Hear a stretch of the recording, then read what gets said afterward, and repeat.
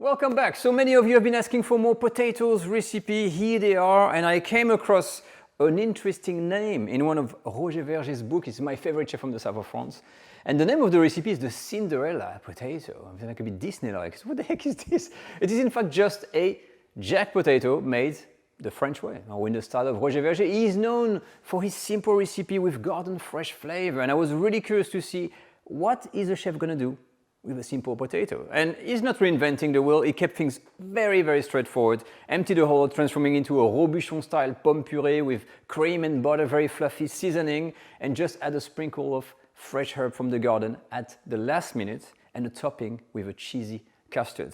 It is actually a recipe that works quite well, and I was really surprised that the herbs at the end, not being cooked or anything, really adds that dimension of freshness. So if you're looking for something new to serve to your guests or a different way of serving a pomme puree with grilled meat, well, the Cinderella potatoes might be something for you.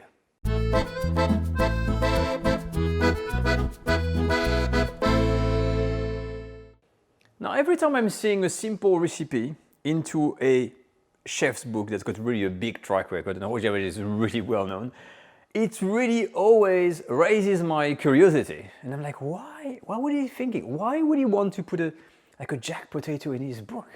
You know, what was the drive behind it? And I like to kind of reverse engineer to see what's going on through their minds of all these chefs. And Roger Vergé, as I said, is known for this garden fresh flavor. And looking at these ingredients, you know, you can think, okay, so that's, you know, that must be the thing. Homegrown potatoes with fresh herbs from the garden, super fresh eggs, really from a farm nearby, and maybe he had chickens and things like this. Top quality butter and cream, and then a bit of cheese with a bit of seasoning. And that alone, when you have these simple recipes, it is not in the technique that the greatness resides. It is usually in the clever use of fresh ingredients, because ingredients alone can transform even a simple recipe such as this one. So my advice, you'll find, of course, all the ingredients in the video description, but try to get the best possible thing of everything. The potatoes has to be a potato that is suited for mash. You don't want a waxy potato, you want a floury type of potatoes. That is the most important.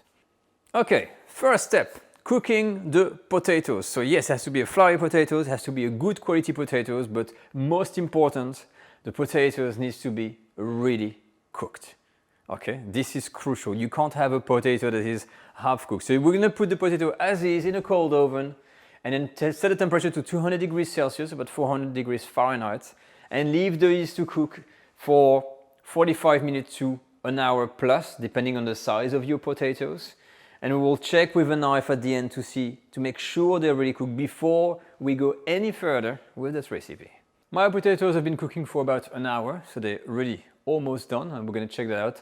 But make sure that just before your potatoes are cooked, you have all of your mise en place ready. Because when you start cutting them open and empty the potatoes, things are going to go very fast. You can't be stopping and start chopping herbs and things like that. So make sure you've grated your cheese. I've got my parsley, I'm using chives as well. I've got my cream, my butter, my egg, and my seasoning. Everything is here, okay? Let's check the potatoes.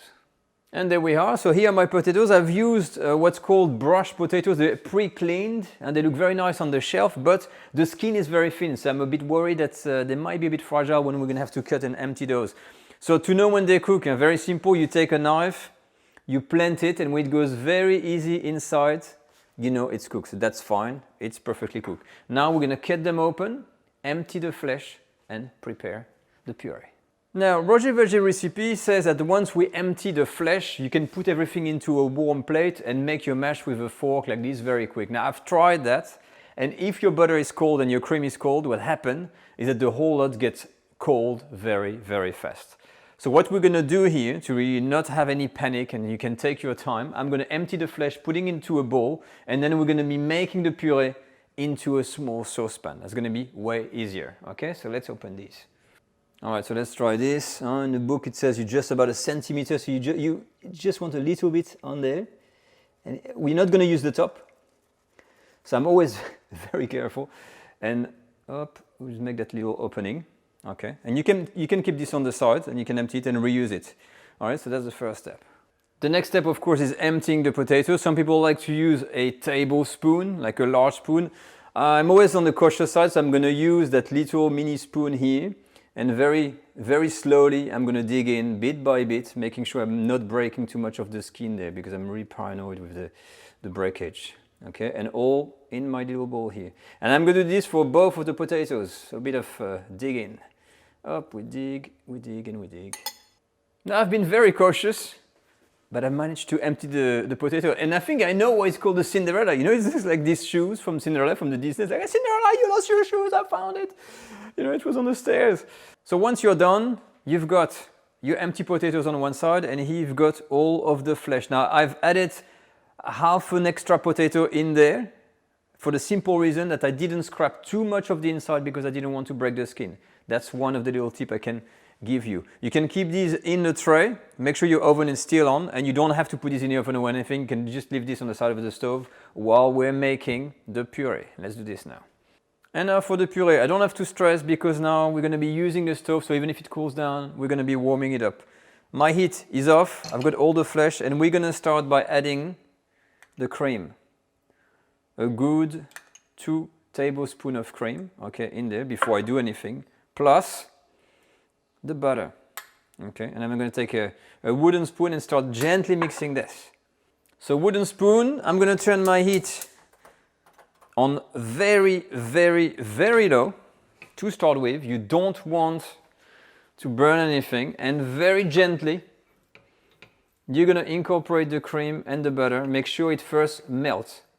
And you don't want to do like a big mix like this because it could become elastic, your mash. It's called cordé in French. So you really want to be gentle and wait for all of the butter to melt. Once everything is kind of melted, you will see that when you turn your mash, you will see that, look, it's cleaning the pan at the bottom. You see how it doesn't stick? Okay, and this is enough. So you can use here a potato ricer just to pass through to make it really thin, or you can use a fork to flatten everything, which is what I'm going to do. I don't have a hand potato ricer here. So once you're done with the fork to flatten all the hard bits in the puree, time for the seasoning. So salt and pepper, good ground. You can use white pepper if you want. I'm using a bit of black one. And of course a grating of nutmeg. Now the nutmeg is that little nut here, always just a hint. So I'm just always doing a small grating.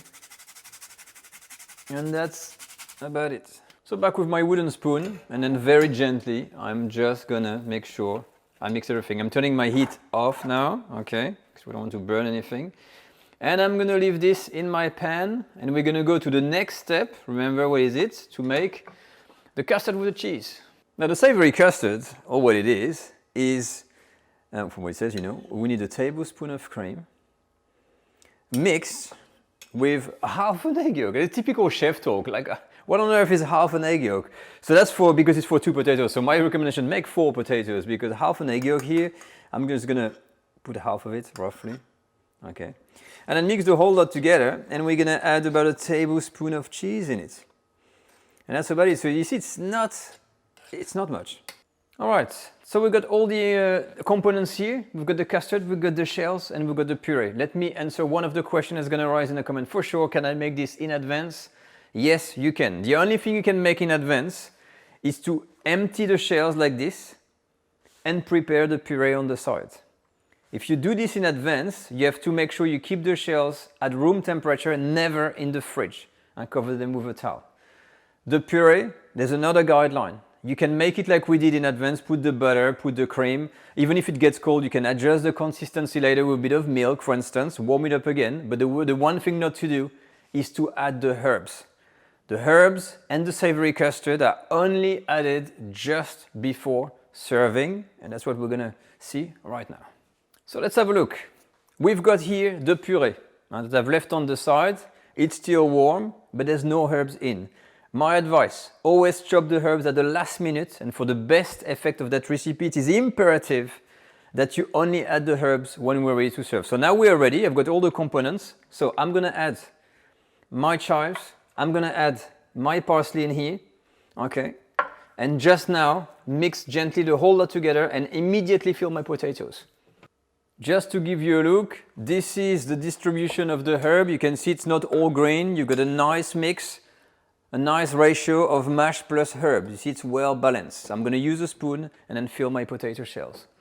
So same thing here, when you want to fill back your potatoes, I'm using a small spoon over here to make sure it's nice and crafty, doesn't go everywhere. And I know some of you are going to say, use a piping bag. I know, the best is to use a piping bag, it's easier, but not everybody's got one. So I'm using, for now, a small spoon. And I'm filling the whole lot here. Exciting how little Cinderella potatoes are taking shape. Look at this, all these colors, little dots and little herbs in here. But you would note that I've made a kind of little dent in there because I got caught the last time. It's great, that custard, but you know what happened is that when you put it, there's a lot of the egg that can kind of overflow. So what I'm going to do is to first put it in there and then spread it around, okay? No more tricks, custard. And here we are, the Cinderella potatoes are ready. And you see that little dent I've made? It avoided the whole thing, it starts to drip, but in a restaurant you would expect to have something nice and neat. Keep this in mind. So it goes without saying that you only put the custard just before cooking the potatoes or finishing to cook the potatoes. And there you got two options. If everything is warm, you can put it for 5 minutes under the grill just to get a nice golden brown color and for that custard to cook and color nicely. Or if like me it's a bit coldish, the shells, I'm going to put this at 200 degrees Celsius, 400 degrees Fahrenheit for a good 10 minutes. And wait the same for this to be brown. But it's going to warm up the potato, warm up the inside, as well as having that little crust on top. And this is what we want. So I'm going to put this in the oven and then we're going to try them out. Oh yes, they're out of the oven and they look quite appetizing, the little Cinderella potatoes. I love the contrast of the skin. Look, I can even see the herbs and that savory cheesy custard on top. It's not too much, it's just the right amount. And I can imagine this with the grilled meat on the side in a restaurant, so I just can't wait to dig in. Let's go. Okay, so here we are. I've added a few little herbs here in tribute for Roger Vergé, because every time his recipe is always with something from the garden, something fresh and stuff. And by the way, I'm using the autofocus of the camera, so if it goes a bit funny or fuzzy or not in focus, sorry about that in advance. But okay. Let's not get too excited. This is at the end of the day still a potato puree, just like a jack potato. But taking it at face value, it looks good. If I was to receive this, on a plate at someone's house, or you can see there's an effort that's been made, definitely. So, look-wise, spot on. I mean, that little mixture works really well, the edges. Now, let's see how soft. Okay, that works. Ooh, all right. Ooh. The crust is going in, or should I take a bit of the crust, of course. And it is definitely a bit of a puree, so as you can see there. All right, let's have a look.